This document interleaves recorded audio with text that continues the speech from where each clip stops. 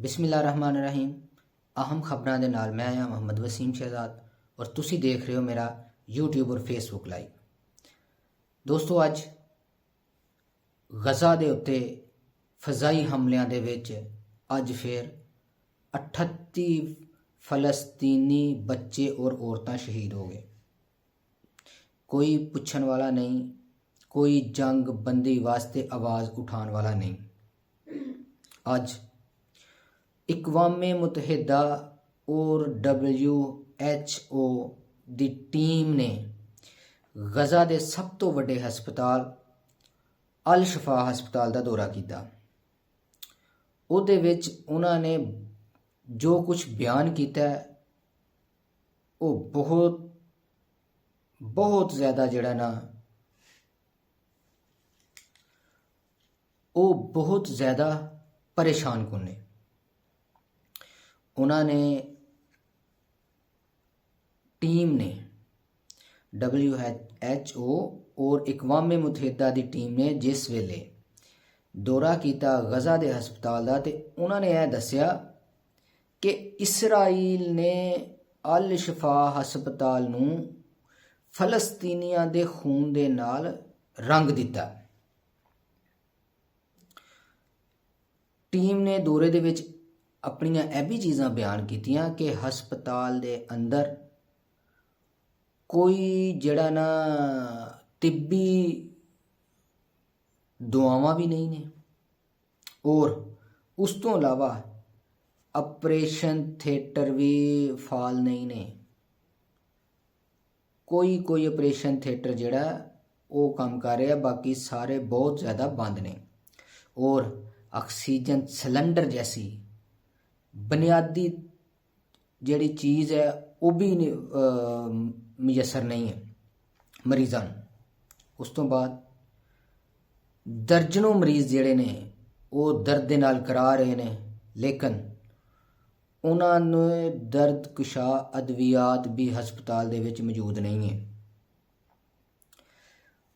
उस तो बाद टीम ने यह भी आख्या कि गजा दे सब तो वड्डे हस्पताल नूं तबाह करके इसराइल ने इंसानी हकूक की संगीन खिलाफवर्जी की है। उस तो बाद जिहड़े एहतजाजी मुजाहरियां की अपील की सी हमास ने, उहदे विच तेज़ी आ गई है ते बहुत सारे मुल्कां दे विच एहतजाज शुरू हो गया। लंदन दे विच एहतजाजी रैली जिहड़ी है उन्हां दे मुजाहरीन ने इसराइली सफारतकार जिहड़ा सी सफीर सी उहदे घर दे बाहर जाके नारे लाना शुरू कर दिते कि इसराइल नूं आज़ाद करो और जंग बंदी करो, फलस्तीन नूं आज़ाद करो और गजा ते जंग बंदी करो।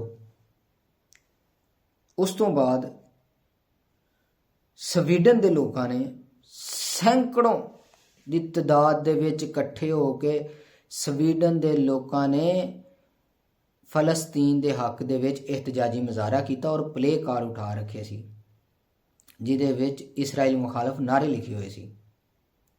और स्पेन दे विच बच्चियां और वड्डियां ने मिल के एहतजाज किया और एडा वड्डा एहतजाज किया कि उन्होंने अपनी पार्लीमेंट के सामने जाके एहतजाज किया और इसराइल के मुखालफ इसराइल के खिलाफ एहतजाजी मुजाहरे के अंदर नारे लाए ने।